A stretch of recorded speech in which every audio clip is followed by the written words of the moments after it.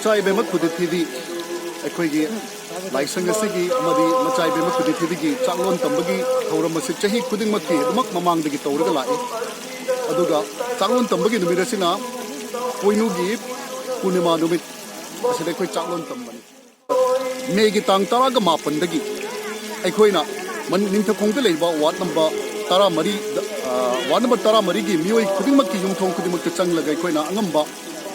Sentum Kaiba publicity chatpa asina chimba tawsaki aduga madu tanatana Ningthoukhong gi wat tara mari de leiba yumthong khudimang na pibi rakpa tanatana Ningthoukhong gi wangmada manipur pumbagi kogi pukchel chawba